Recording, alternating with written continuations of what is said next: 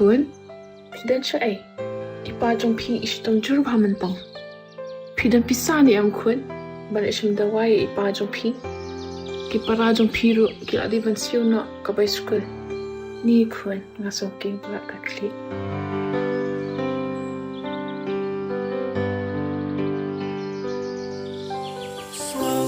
Kumbang burom shu ya pi ladang amyo ya kachingkwa kajo pi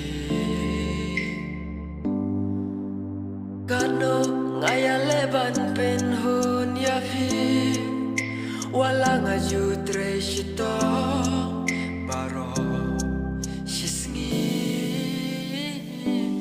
ngade uko